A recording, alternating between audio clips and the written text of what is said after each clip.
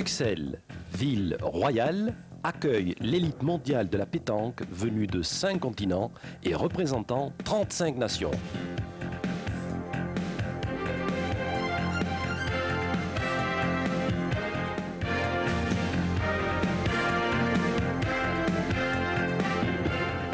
Tous les espoirs sont permis. L'enthousiasme, autant que le désir de vaincre, anime les équipes. La capitale de l'Europe devient pour 2 jours de grand sport et de fortes émotions, celle de la pétanque. En l'absence de la Thaïlande, la France apparaît comme la grande favorite de ces championnats. Et les champions du monde en titre, Alain Bidot, Michel Loy et Didier Choupet, comptent bien conserver leur maillot. Ouverture des parties de groupe sur la première boule pour Alain Bidot, dans cette partie où France 3 est opposée à Norvège 2. La Norvège, un pays où la pétanque est en plein essor. Premier bouchon de ces championnats du monde, ce qui va obliger Didier Choupet à tirer. Didier tape, ce qui prouve qu'il rentre de plein pied dans la partie. C'est une bonne augure pour la suite de ces championnats. Pour les joueurs, la route sera puisque dans le meilleur des cas, pour accéder en finale, les équipes devront sortir victorieuses d'une douzaine de rencontres. Première intervention de l'arbitre sur un point litigieux, une mesure de précision réalisée à l'aide d'un petit compas télescopique. Voilà, le juge de paix a tranché. C'est aux Français de jouer. Michel Loy dans ses œuvres. Un terrain plutôt propice à l'envoi qui devrait lui convenir, même si les données, comme vous pouvez le constater, ne sont pas toujours très franches. Pour les non-initiés, je précise que la donnée est l'endroit où la boule prend contact avec le sol.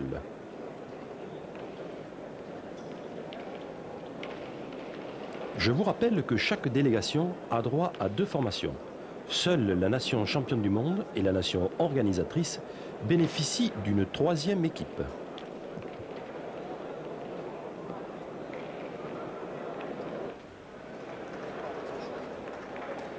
À l'écran, la formation Maroc 1, Alaoui, Moufi et Safi. 3 garçons qui ont déjà été sacrés champions du monde. Une équipe qui, par conséquent, est à suivre de très près. Tandis que sur le terrain voisin, nous découvrons en pantalon rouge l'équipe de Monaco 2 opposée à Israël 1. Retour à France 3, Norvège 2. Michel Loy au pointage. Porté accroupi avec une boule qui monte très haut. Ce qui nécessite une assise parfaite, dont il est l'un des seuls, il faut bien le dire, à maîtriser véritablement la technique. Cette boule a gagné le point et se trouve à plus de 10 mètres et va poser bien des problèmes aux tireurs norvégiens. Le milieu norvégien tente de sauver le jeu, mais avec peu de réussite. Une domination à l'image de cette mène qui se soldera par un score de 13-1. Sévère, mais logique. Norvège 1 contre États-Unis 1, une nation où notre discipline séduit énormément et qui organisera les championnats du monde de l'an 2000 à Las Vegas. Une occasion de comparer le style assez peu académique de ce Hjulbriner scandinave avec le balancier parfait de Didier Choupet, dont vous pouvez constater l'efficacité.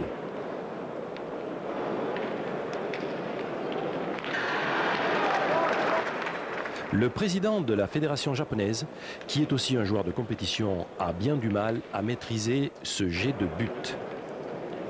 Une nation affiliée depuis bien des années à la fédération internationale, mais qui a du mal à s'exprimer sur le plan sportif. Japon 2 subit ici la nette domination de Belgique 3, vice-champion du monde en titre. Je vous laisse admirer les frappes de Joël Marchandise et de Claudie Wedel.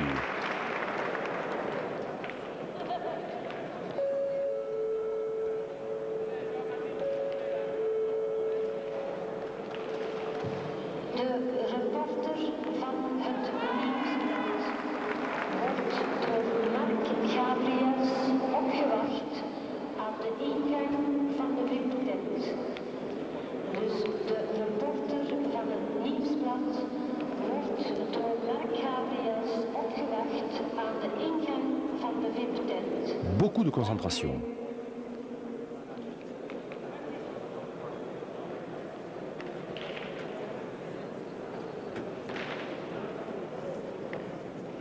Premier tir réussi. Et deuxième tir sur une boule bien délicate, mais avec à l'arrivée un carreau parfait. Le but s'est déplacé, mais Michel van Campenhout assure la marque en réalisant un superbe bouchon. Le pointeur belge, toujours dans ses œuvres.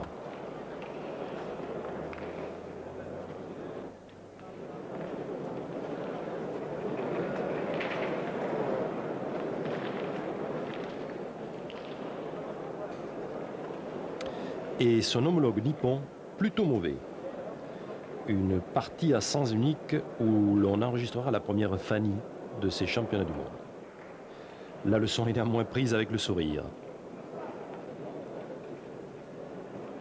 Face à France 2, le jeune pointeur hollandais, malgré tous ses efforts d'application, a tendance à prendre le but pour un gendarme. Ce qui laisse les spectateurs un peu perplexes.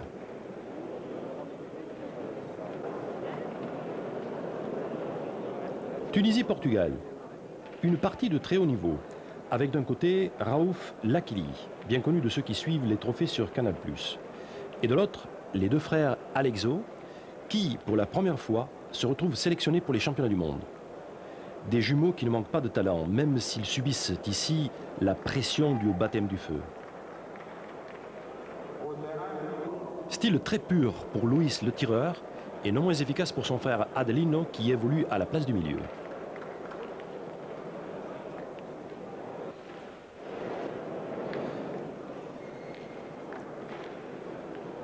Tir manqué pour le Tunisien Khaled Lakal. Mais alors que la main s'annonce favorable pour le milieu portugais, en voulant rajouter, il traîne le bouchon et démarque aux grandes dames de ses partenaires. Une faute qui permettra aux Tunisiens de l'emporter sur le score de 13-10. Malgré tout, en prenant la deuxième place du groupe derrière les Tunisiens, les Portugais se qualifient pour le tour suivant. Même de dos, vous l'avez reconnu, il s'agit bien évidemment de Michel Schatz, dit Passo, le gitan au bras d'or, associé aux deux grandes stars du sport pétanque, Christian Fazzino et Jean-Marc Foyot, une équipe de France 1 dont les sélectionneurs et les amateurs éclairés ont longtemps rêvé et dont on attend beaucoup. Partis là aussi de premier plan, puisque leurs adversaires italiens ont déjà été détenteurs du titre mondial. Au point, Antonio Napolitano, un sacré habitué des championnats du monde, et Christian Fazzino, l'homme des records, que l'on voit ici toujours aussi concentré et efficace.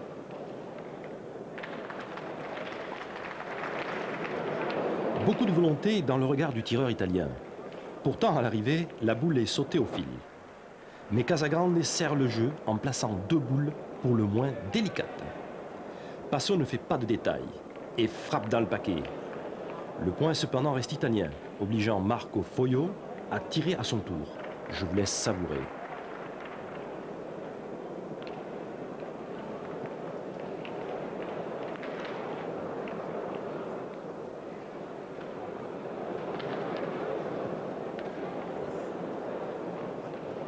Un peu de concentration.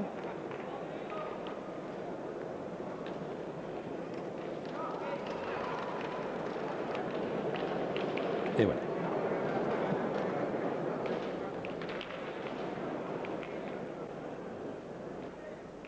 Toujours Marco, mais cette fois au point. Décidément, quelle forme! Malgré une bonne prestation du milieu italien, les Français gagneront cette partie sur le score de 13-4. Nous continuons notre tour de terrain avec un petit coup d'œil au passage sur Belgique 1, Espagne 1.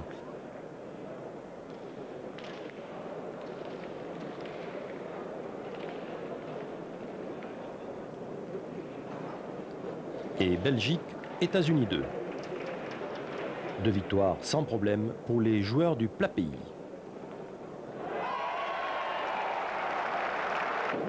Partie en revanche très serrée entre la Grande-Bretagne et l'Italie, ici en survêtement bleu. Et non moins acharnée entre l'équipe de Hollande 1 et l'équipe de Guinée 2. Apparemment fort décontracté, mais qui l'emportera d'extrême justesse sur le score de 13-12. Discussion tactique pour les joueurs d'Andorre 2.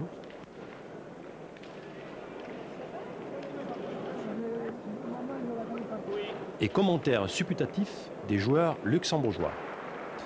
Petit tour également du côté de l'équipe du Canada, le temps d'admirer cette belle reprise qui était loin d'être évidente. Nous continuons notre tour du monde sur ce tir réussi de Suisse 2 face à l'Australie.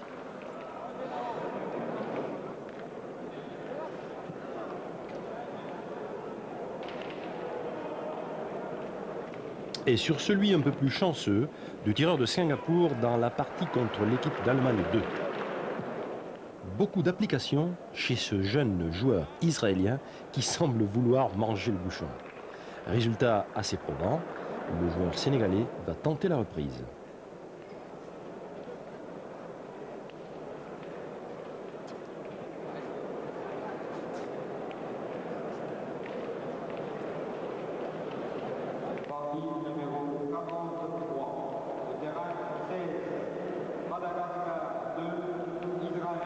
Mauvaise frappe et nari de circonstance. À l'écran, l'équipe du Danemark 2. C'est la plus jeune formation des championnats et ils vont ici l'emporter 13-10 face à l'équipe d'Autriche. Toujours dans les parties de groupe, je vous laisse regarder quelques moments forts de ces derbys africains entre l'équipe du Maroc 1 et l'équipe de Guinée 1.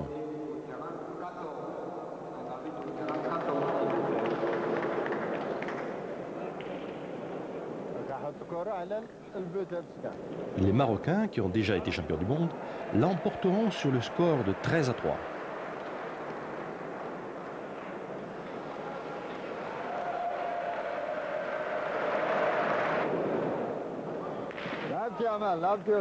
Bien joué.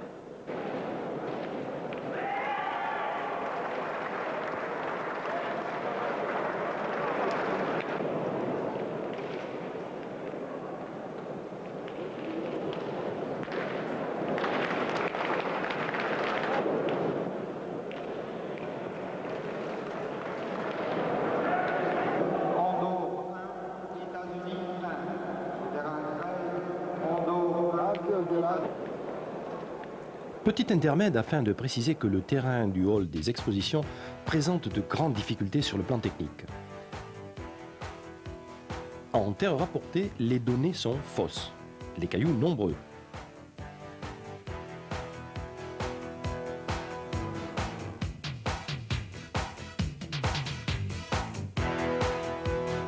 Et seul le tir au fer peut véritablement éviter les surprises. Retour au parti avec là une rencontre africaine opposant la Guinée et le Sénégal. Petit mouvement d'humeur suivi d'un superbe recul.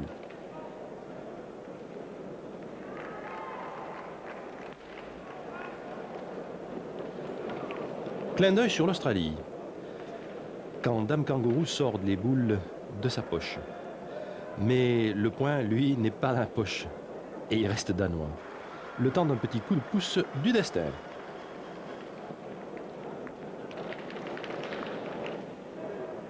À l'image, ce tir imprécis d'Ahmet et Safri. Le Maroc va ici, dans le groupe 1, faire son seul faux pas. Les États-Unis emporteront cette partie à la surprise générale sur le score de 13-8. L'équipe de Hollande affronte ici les champions du monde. Petit pas peu réglementaire qui échappe à la vigilance des arbitres, suivi d'un palais, lui, tout à fait dans les règles.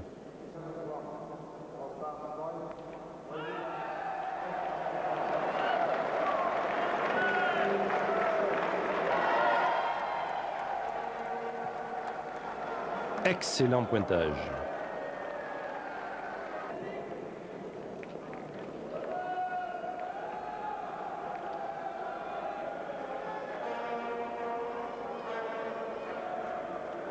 Suivi d'un tir efficace de Michel Loy. Attention, ça arrive. Superbe carreau avec effet, signé Didier Choupé, du Grand Art. Reprise hollandaise. Et nouvelle frappe de Didier.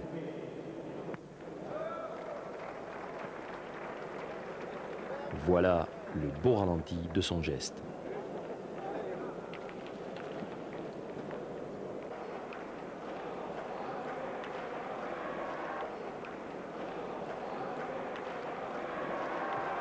Nouveau pointage réussi.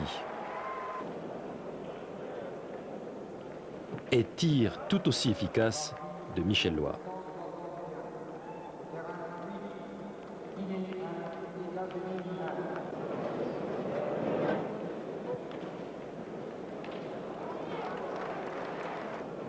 Cette fois, le point sera perdu.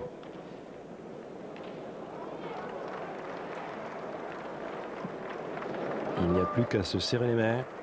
Victoire de France 3 sur Hollande 2 sur le score de 13 à 14. Les supporters néerlandais devront attendre de jours meilleurs. À l'écran, la formation de Maroc 2, affrontant dans le groupe 8 l'équipe de France 2. Une formation que les sélectionneurs ont essentiellement basée sur la jeunesse. Ici, au point, le breton David Le Dantec. Au tir, le Montluçonnais Philippe Suchot. Et au milieu, celui qui est actuellement considéré à juste titre comme le meilleur joueur mondial, Philippe Quintet. Reprise du pointeur Rachid Apchi.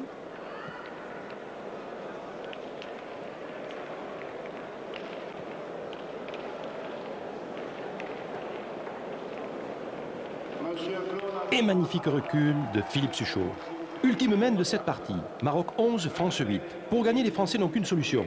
Frapper triple et rester chaque fois dans le cadre. Première frappe réussie pour Philippe Suchot. Palais de Philippe Quintet, mais sa boule va masquer l'ultime boule marocaine, ce qui va l'obliger à tirer à la sautée, boule extrêmement difficile dont on voit à peine la tête. Concentration pour Philippe et tir parfait avec suffisamment de rotation pour rester dans le cadre. Sublime et une ovation bien méritée.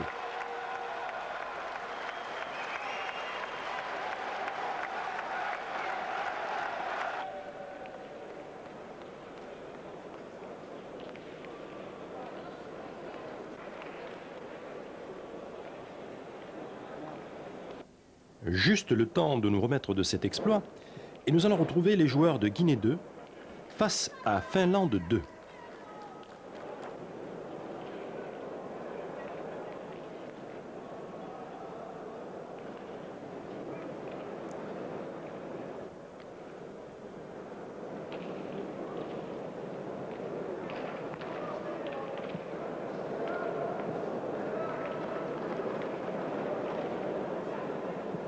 Style un peu crispé de ce joueur néo-zélandais.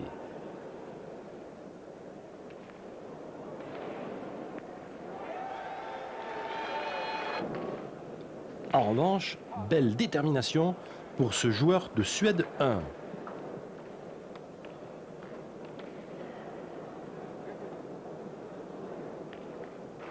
Et même hargne dans le regard du joueur portugais, qui riposte par un superbe bouchon qui ne lui sera pas enlevé.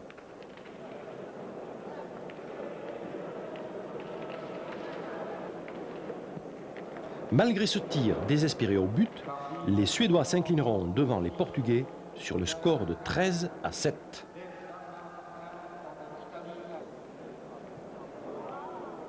Des dernières parties de groupe, plus que décisives.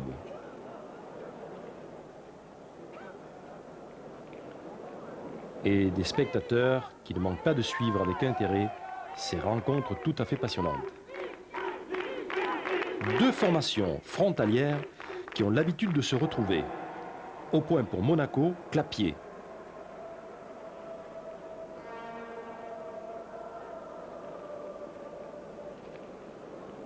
Et au tir pour l'Italie, Casagrande.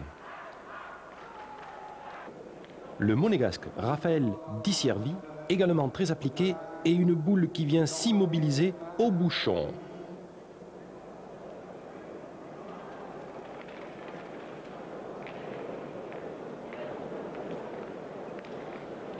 Tir délicat, mais réussi pour l'Italien. Après Italie 2, Italie 1 face à la formation du Danemark 1. L'Italie terminera à la tête de son groupe.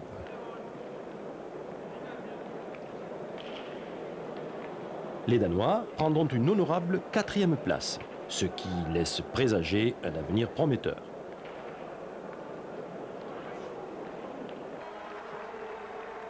De quoi satisfaire leurs supporters. Voilà, fin des groupes. Et avant de regarder le panneau des résultats, je vous propose d'apprécier des styles différents, mais tous aussi efficaces. Maîtrise gestuelle, sens tactique, excellentes conditions physiques et psychologiques bien sûr, et faculté de concentration surtout. Telles doivent être les qualités d'un joueur de très haut niveau. Remarquez l'amplitude du geste, la précision sans raideur. La boule semble être le prolongement de la main. Sans prétendre égaler ses champions, chacun peut trouver là de bons exemples d'exercice.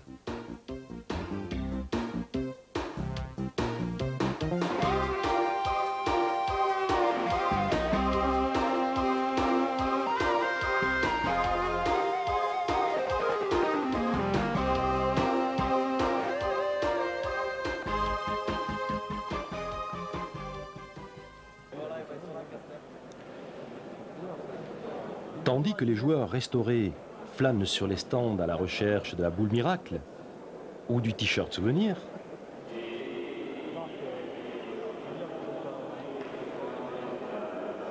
certains s'entraînent assidûment. Et nous ne résistons pas à la tentation d'une promenade dans Bruxelles l'élégante, sans cesse transformée, qui rassemble une impressionnante collection d'édifices témoin de son passé prospère et de son éternel rayonnement.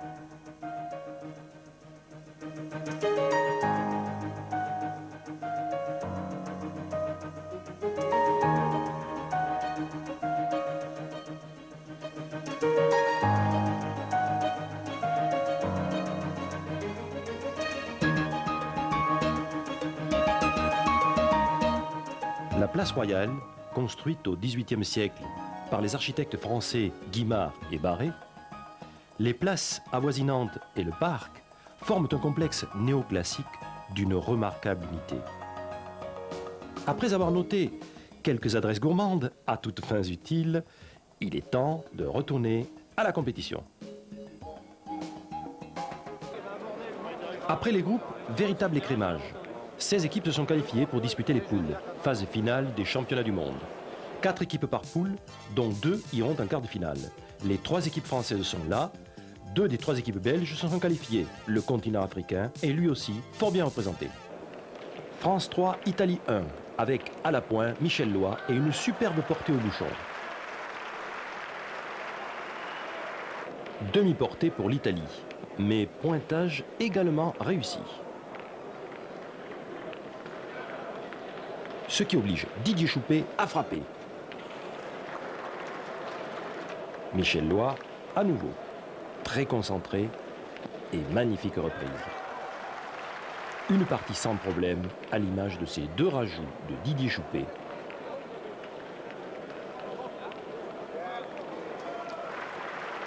Victoire sur le score de 13-7, le tout sous l'œil tranquille de la fédération. France 2, Madagascar 1.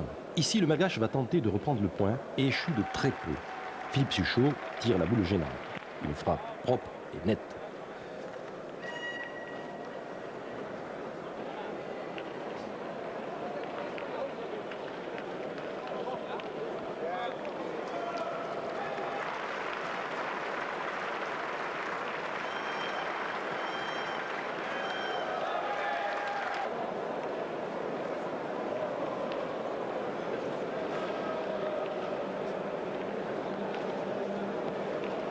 Reprise au fil du joueur malgache. David Le Nantec ne peut que rentrer dans la boule adverse.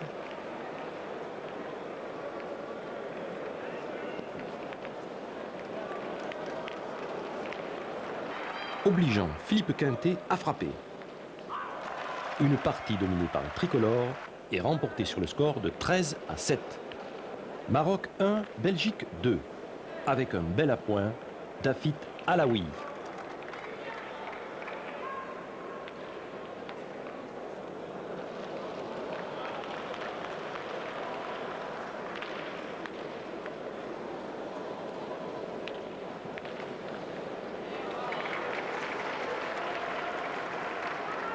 Et un tir tout aussi parfait de William van der Biest.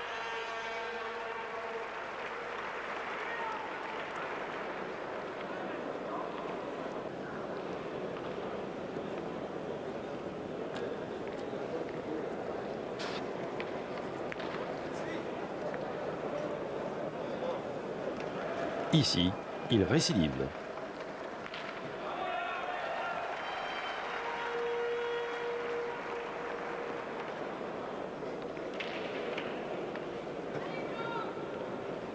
Suivi par Claude Linné. Devant leur public, les Belges se surpassent et gagnent cette partie sur le score de 13-4. Portugal 1, France 1, avec Rui Carreira qui perd ici le point de justesse. Adeline Alexio fera la reprise, obligeant Passo à tirer.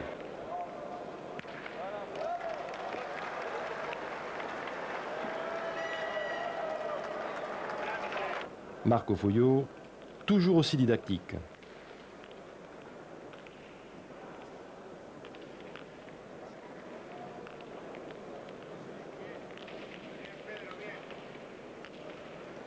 Il gagne le point, mais pas comme prévu. Frappe de Luis Alexio. Mais cela ne suffira pas pour battre les Français, décidément en très grande forme.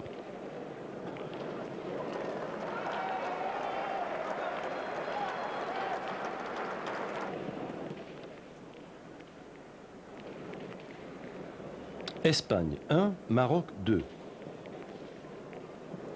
Deux formations solides qui vont se livrer à fond.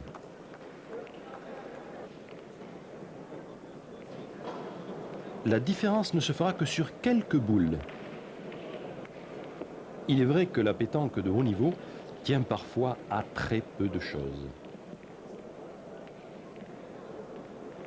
Une partie en tout cas où la tension nerveuse jouera un rôle capital et qui se soldera en faveur du Maroc sur un score de 13-7.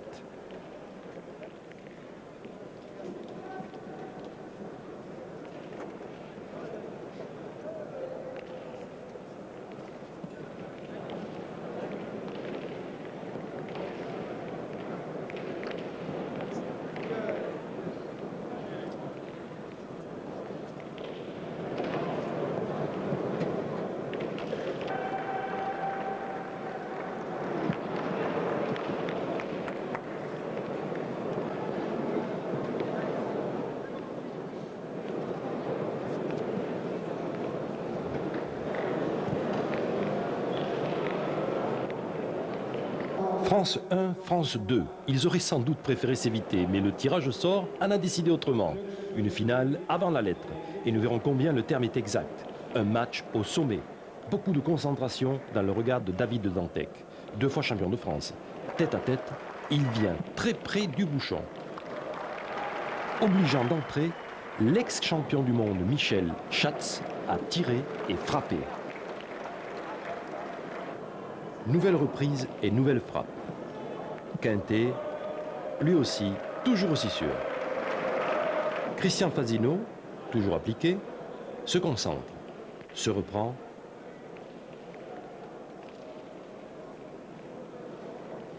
Fait le vide dans sa tête.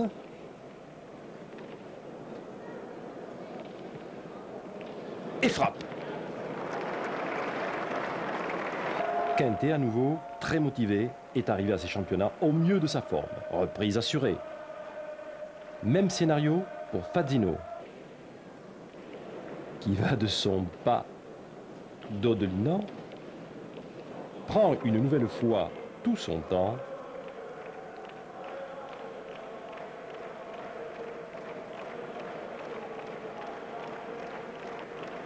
Réfléchit, se concentre, arme son tir et réussit un splendide palais. À présent, 12-10 pour France 2.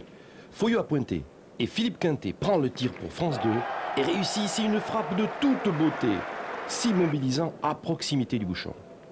Passo en contre-attaque avec le but qui se déplace. Beau point de Le Dantec et frappe pleine tête de Passo. Philippe Le Dantec pointe sa seconde boule. Super! Marco Foglio dans le rond. Une boule bien enveloppée. Et palais à la pluie. La tension monte. Philippe Suchot avec un point difficile à reprendre.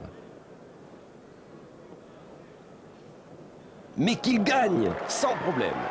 Assez extraordinaire. Marco Lastar tire et manque. Oh là là, un trou qui risque de coûter très cher à ce stade du jeu. À moins que Christian Fazzino réalise le miracle dont il a le secret. Le diable bourbonnais accompagne le mouvement et réussit un carreau parfait sous les ovations du public. France 1 a 2 points sur le tapis, mais France 2 a encore 2 boules. Il va falloir frapper double. Un beau palais pour Quintet.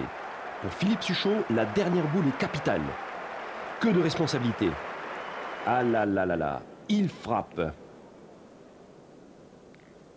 Oui, et donne la victoire à son équipe. France 2 bat France 1, 13-10. Et comme le sport reste le sport, on échange de chaleureuses poignées de main.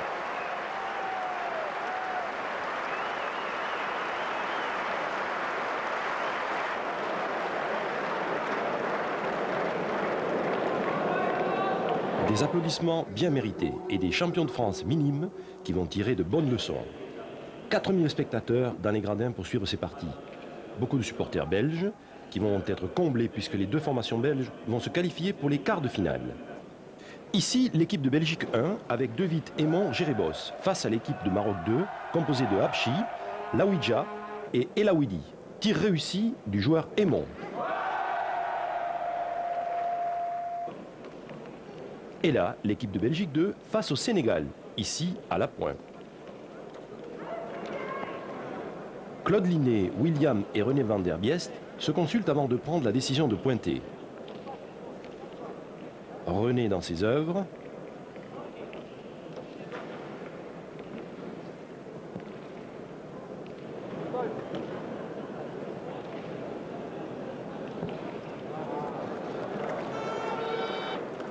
Et Claude Linné qui rajoute.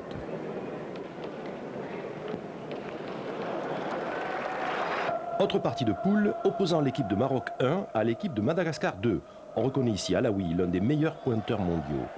Le pointeur malgache reste un peu court, mais bien dans son jeu. Seconde boule parfaitement jouée, qui fait un léger bec et vient gagner le point.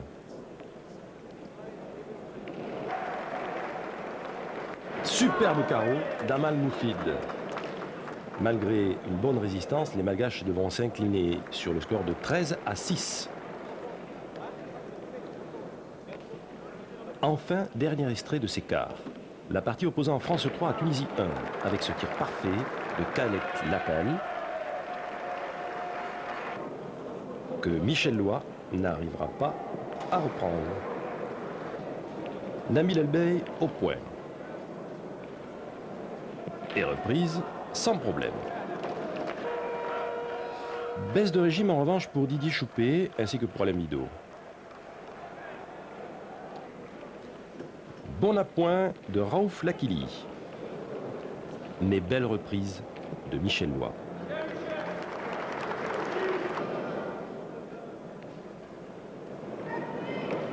Ah, grâce à ce petit coup de pouce du destin et à une meilleure prestation générale, les Tunisiens remportent cette partie et sortent en tête de leur poule. France 3 obtient toutefois une seconde place qualificative.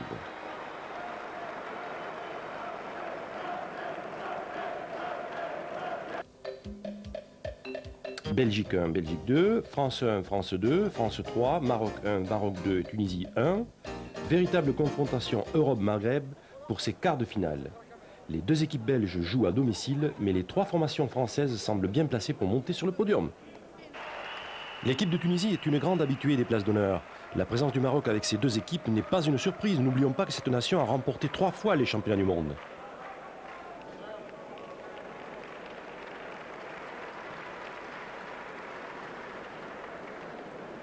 Sur ce point en bouchon, signé Essafri, le jeune Aymon va chiquer.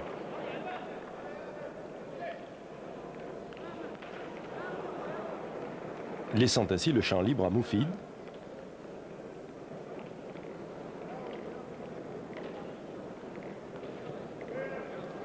Qui ajoute le point de la victoire. Une partie à sens unique qui se terminera sur le score de 13-2. Maroc 1 est donc la première équipe à rentrer dans le carré d'honneur. Le Belge Claude Linné à la pointe dans la dernière mène contre France 2. Une boule parfaitement distillée.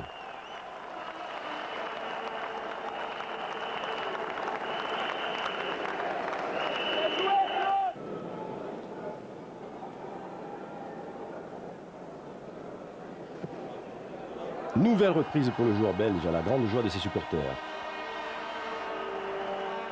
Kenté.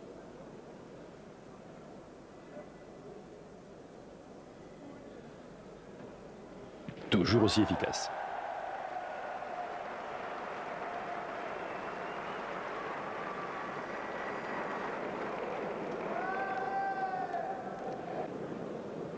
Dure pression sur ce joueur belge.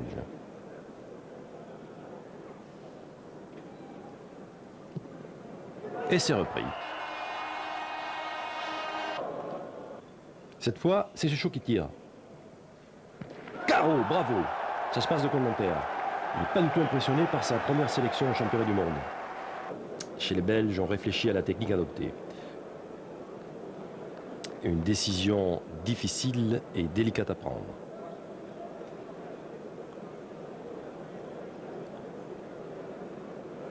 On va même jusqu'à consulter le coach, Robert Neuwissen, tandis que le public manifeste un petit peu son impatience.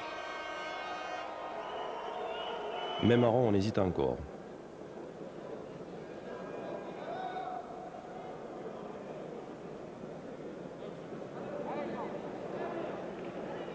Finalement, William van der Biest assume ses responsabilités et choisit de tirer au but pour annuler.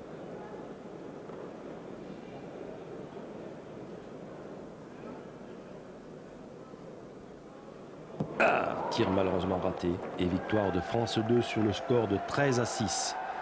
C'est fini pour les Belges. Ils ne seront donc pas champions à domicile. En revanche, qualification pour France 2. Alors que nous retrouvons France 3 et un carreau décisif de Michel Lois face à l'équipe du Maroc 2 qui dominait tout au long de la partie, s'incline sur le score de 13-4.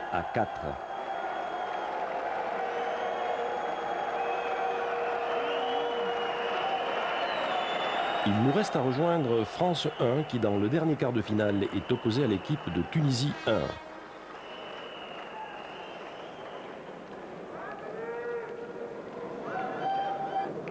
Tunisie 1, Nebil Elbey, Raouf Lakili et Khaled Lakal. Tandis que Marco Foyo, un des grands pointeurs de ces championnats, continue ici à mettre de la pression, Raouf Lakili, dans cette partie, a pris le tir et réalise une excellente moyenne.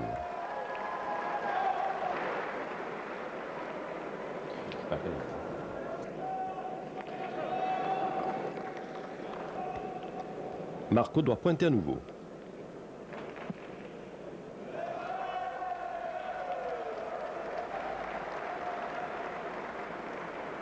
Mais Lakili répond du tac au tac avec un superbe recul. Fasino, à son tour, va reprendre le point.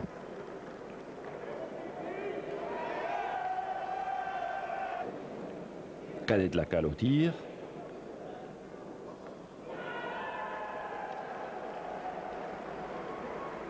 Et il se paie le luxe de faire un palais. Grosse semaine. Malheureusement, Elbey va manquer cette boule. Et l'occasion de concrétiser une belle marque. En fin de partie, Khaled Lakal n'a plus comme recours que le tir au but. Un but qui tremble mais ne part pas. Deuxième essai. Cette fois, réussi. Mais il part à l'équerre sans sortir des limites du terrain. Les Français ont alors 5 boules contre une. Foyo. Impérial. Il va mettre d'emblée un point à 10 cm du bouchon. Elbey va jouer sa dernière boule. Un beau point de défense. Christian Fasino va tenter de rajouter les 2 points qui leur manquent. Première boule qui glisse légèrement. La seconde boule frappe mal à la donne et reste courte. Il reste 2 boules à Passo, qui malgré la distance va choisir de tirer à 13 mètres environ.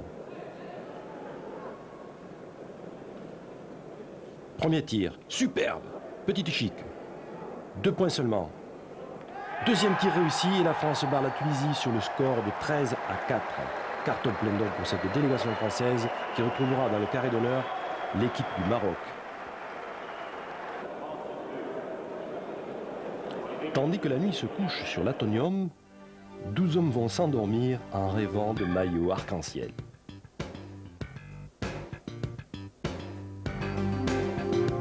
Le jour s'est levé sur les énormes boules argentées qui surplombent le palais. Nous rejoignons le grand hall où France 1 est opposé à Maroc 1. À l'image de ce superbe tir de Philippe Quintet, les Français vont mener cette partie tambour battant. Les Français mènent rapidement 9-2, obligeant les Marocains à mettre genoux à terre.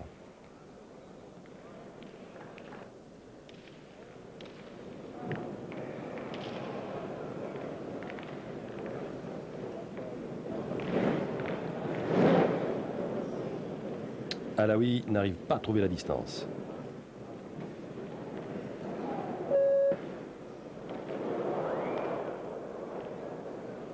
Et ce qui ne va pas sans quelques mouvements d'humeur. Marco Foyot, lui, maintient la pression en réalisant un superbe à point.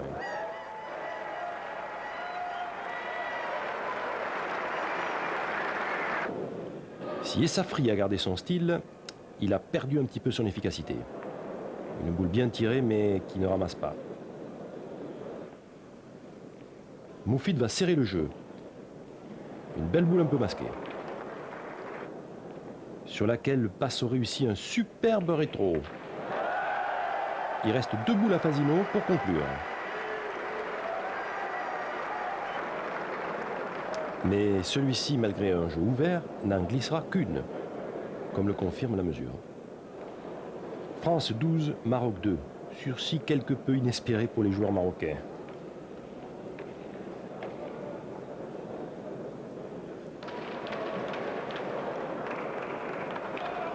Nous sommes à la dernière mène, où nous retrouvons Moufid dans le rond.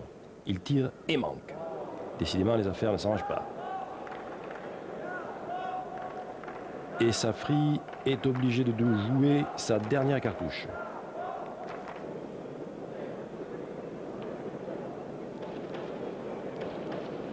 Il va frapper.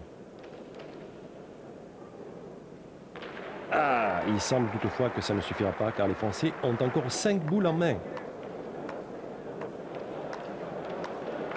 Petit conciliabule. Et ils prennent la décision de tirer la boule la plus gênante. Tâche confiée à Passo, qui sait très bien qu'il ne va pas falloir manquer cette occasion. Et à la manière de Didier Choupi, il vient la photographier.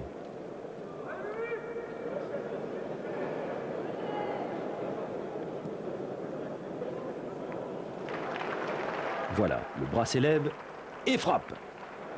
Les Marocains n'ont plus qu'une boule dans le jeu. Les Français peuvent se permettre de retirer. Passo à nouveau.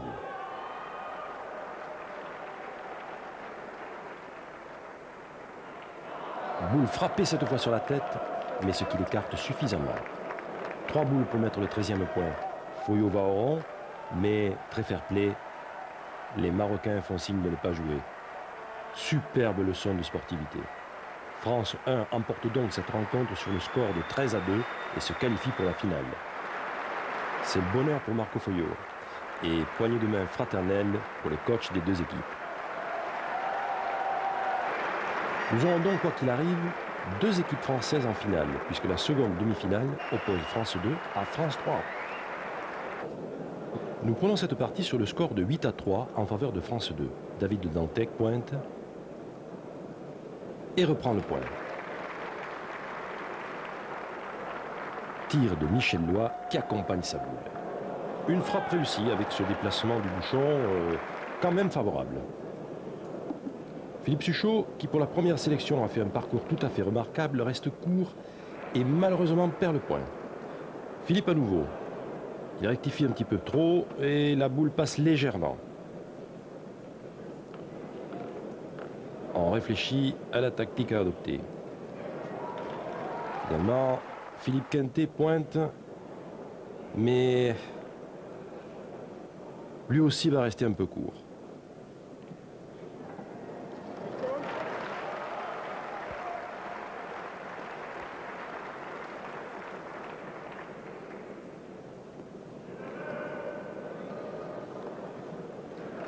La seconde boule sera la bonne.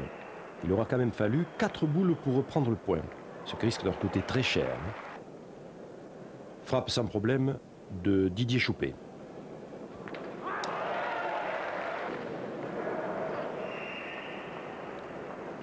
Mais à l'image d'Alain Bidot, qui ici crochette un petit peu sa boule, les champions du monde ne profitent pas véritablement de cette ouverture et ne marquent finalement que 2 points.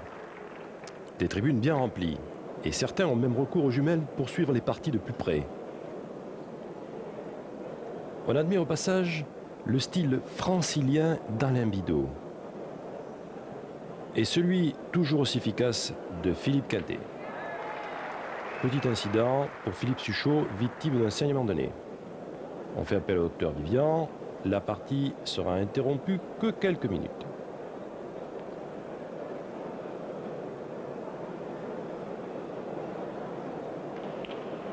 Une cassure de rythme qui va jouer en faveur de France 3. Trou de Philippe Suchot.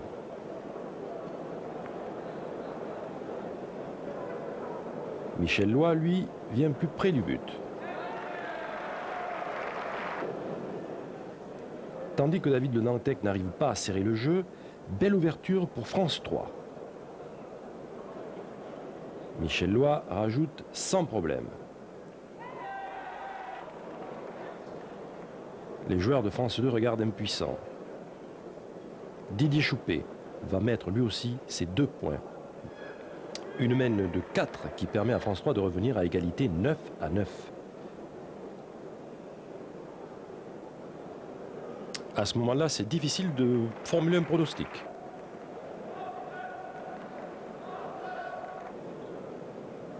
Mène suivante. Alain Bidot au point. Une boule que l'on qualifiera de commerciale. David Le Nantec qui reprend.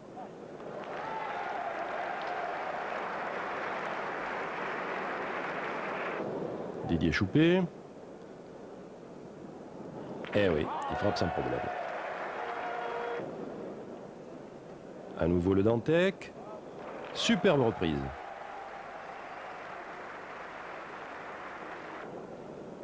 Didier, bras en l'air. Un balancier parfait. Et ça part. Magnifique palais. Ces trois-là semblent bien décidés à conserver leur maillot. Philippe Quintet dans le rond.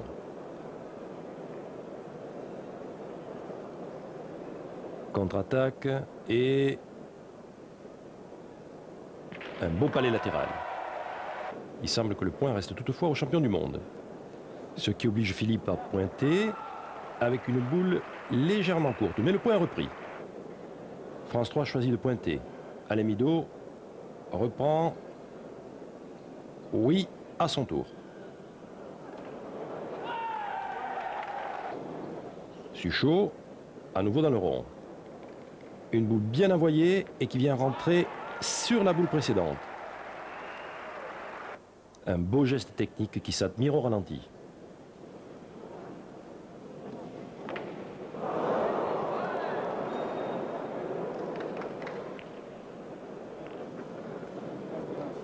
Michel Loy est obligé de tirer.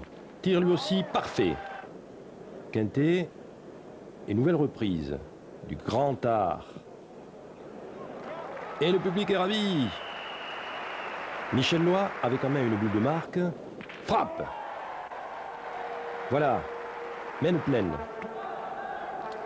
France 3 passe en tête. Mais à l'issue de la mène suivante, égalité 10-10. À la fin de la 11e mène, France 2 a 2 points sur le tapis. Et Didier pointe sa dernière boule. Belle reprise dans l'axe des 2 boules adverses. Pour Quintet, c'est simple. 2 points à la frappe. Gagné. Score de 12-10 pour France 2. Point à France 3. Suchot tire et frappe. Alain Bidot qui effectue la reprise. Et Suchot à nouveau. Ah, mais qui saute la boule au fil. Aïe, aïe, aïe, aïe, aïe. Quintet, en danger, tire à son tour. Juste au pied. Une chic qui risque de coûter très très cher. Désormais, une seule solution pour s'en sortir. Il va falloir annuler le but. Mission toujours délicate, surtout qu'on ne dispose plus que d'une boule. Eh oui, bravo, plein bois. Et le but file à travers le terrain, sort, oh là là, ce diable de Quintet vient de sauver son équipe. Michel Lois reste médusé, et le public apprécie à sa juste valeur cet exploit qui remet tout en question. Mais vous allez voir, le suspense n'est pas fini. Michel Lois, face au bouchon, rate complètement sa portée. Cette fois, c'est France 3 qui a le dos au mur. Didier Choupé s'élance à son tour et tombe 10 devant sans résultat. Ultime tentative, c'est là qu'il faut être solide, et oui. But aux planches et ovation bien méritée de la part du public. Les connaisseurs apprécient, le suspense continue alors. On est déjà à plus de 2h30 de jeu dans cette véritable partie d'anthologie. La pression est montée d'un cran.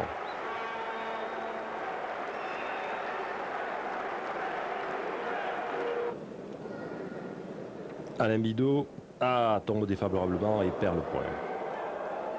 Didier semble lui faire comprendre qu'il aurait pu faire un petit peu plus attention car ce point était décisif. Michel Lois. Superbe portée, point repris. Philippe Suchot. Palais pour France 3. Il va falloir à nouveau taper le but pour s'en sortir. Didier va-t-il renouveler son exploit? Oh là là, extraordinaire, en pleine gueule. Et le but a franchi la ligne de perte, absolument fabuleux. Quelle demi-finale! Le but a été rejeté. Point moyen de David Dantec.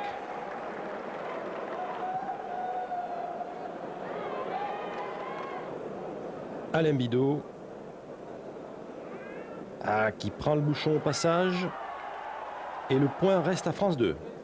À sa seconde, Alain va tenter de jouer l'appui, mais il est en dehors du jeu. Michel Lois tire, mais au pied est légèrement pas droit. Il tire à nouveau. Boule frappée sur l'oreille et déplacement perpendiculaire du bouchon. Situation à nouveau plus que critique pour France 3.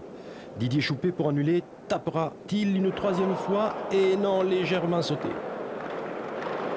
C'est fini. Didier ne jouera pas sa dernière boule. Les champions du monde abandonnent leur maillot. L'équipe France 2 l'emporte et se qualifie pour la finale où elle retrouvera France 1.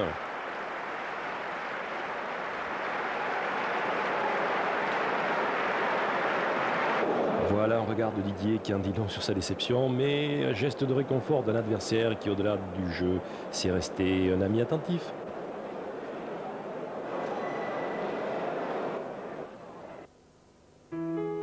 À Bruxelles, on trouve un grand nombre de brasseries et d'estaminets, mais moins que de trésors architecturaux.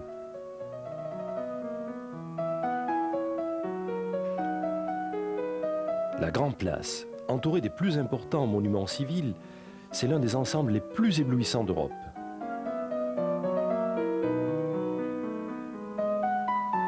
Voilà la maison du roi, ancienne halle aux pins, reconstruite au XIXe siècle, qui abrite maintenant le musée communal.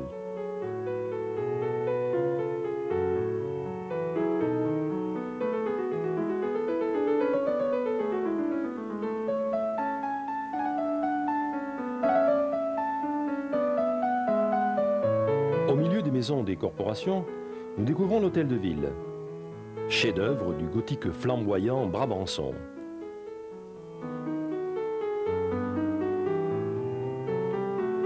Dont la tour, construite en 1449, s'élève à 89 mètres.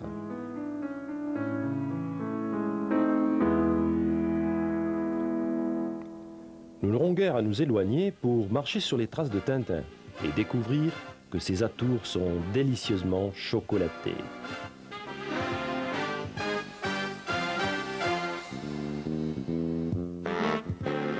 C'est fête à Bruxelles et comme le veut la coutume, le célèbre mannequin Peace a revêtu un costume pour l'occasion. Son incessant filet d'eau orne avec insolence des pichets qui étanchent aussi d'autres soifs.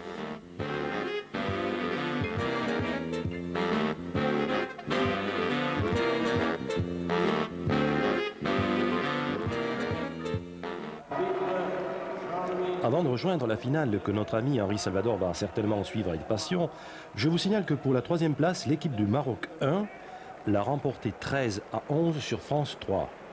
Les Français, après un mauvais départ, dû certainement à la déception de la demi-finale, sont pourtant bien revenus avant de s'incliner sur le fil. Je vous signale également que dans la Coupe des Nations, réservée aux équipes éliminées dans les groupes, c'est l'équipe de Belgique 3 qui s'est imposée en battant en finale l'équipe de Suisse 2, sur le score de 13-3. Satisfaction et consolation pour le pays organisateur et pour les ex-vice-champions, qui méritent bien de fêter cela à la méthode bruxelloise. Finale donc 100% française, avec l'équipe de France 2, composée de Philippe Quintet, David Le Dantec, Philippe Suchot, et France 1, composée de Jean-Marc Foyot, Christian Fazino et Michel Schatz-Passot.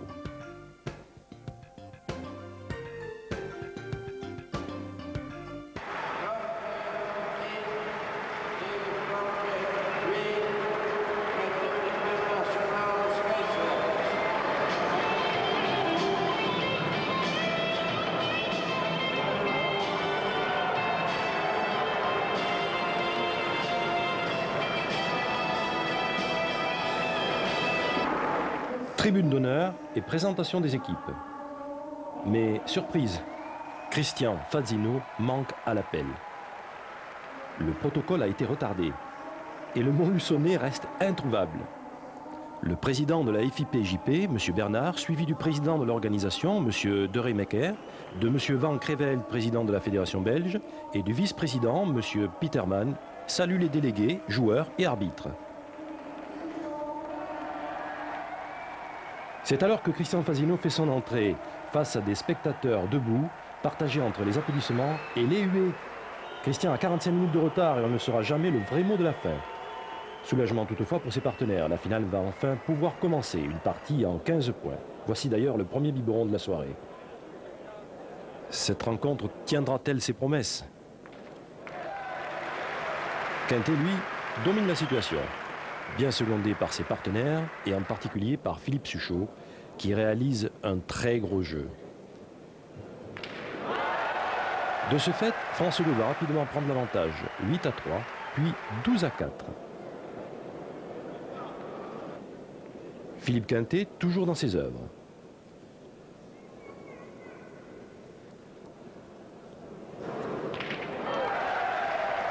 On se félicite.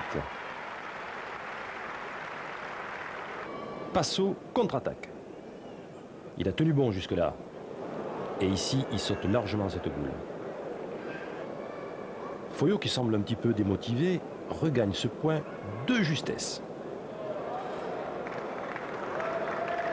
Une boule sur laquelle Philippe Quintet fera son seul trou de la partie.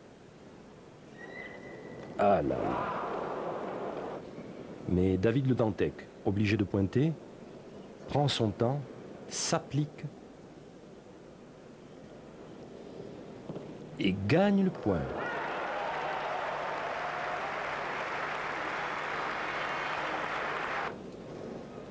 Fazino reste un peu court. Et Passot qui manque à son tour. Situation délicate qui demande réflexion.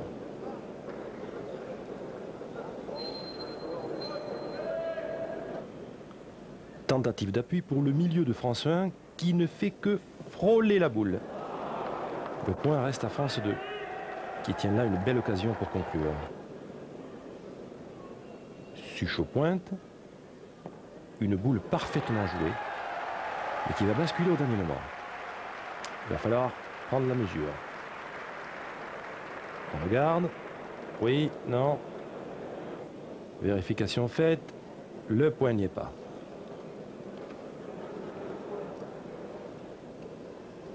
Philippe Suchot va donc essayer de glisser sa seconde. Ah, mais il est un peu long. Il traîne le bouchon et se démarque. Véritable aubaine pour France 1 qui non seulement ne perd pas, mais peut encore espérer voir la partie se retourner. Foyot, sur la 8e mène, pousse le bouchon d'un bon mètre. Le Dantec, lui, embouchonne.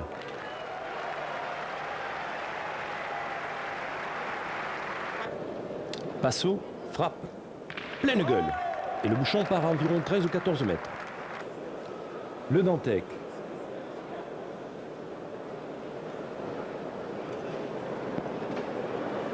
Il vient de nouveau très près. Et la boule de Foyot, bien que parfaitement jouée, va perdre le point au fil. Fasino inspecte la donnée. Va au rond. Et le perd à son tour complètement à gauche. Il joue sa seconde, frappe mal et finit sa course long et à droite. Dernière boule pour Passot, qui ne fera pas mieux, laissant ses partenaires bien perplexes.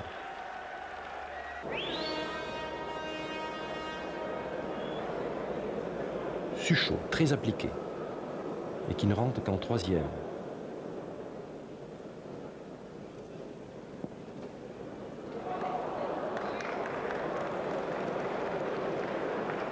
Petit conciliabule. La décision est prise. Philippe Quintet sait que la fortune sourit aux audacieux et il va prendre le risque de tirer.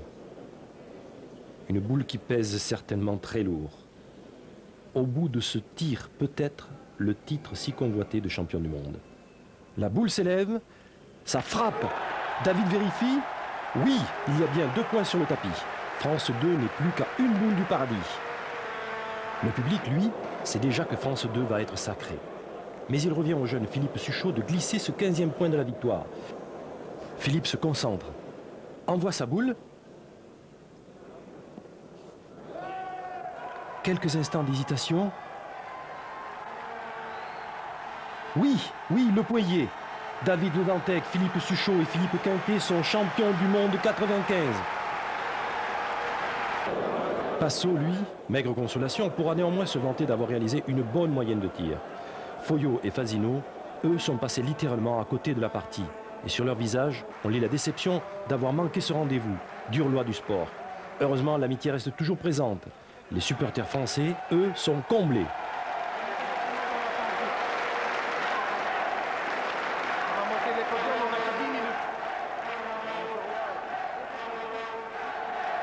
Champion du monde, Weltkampion, France 2. Et voici la montée sur la plus haute marche du podium pour France 2. Un moment qui certainement leur secoue les tripes. C'est le 5e titre consécutif pour la France.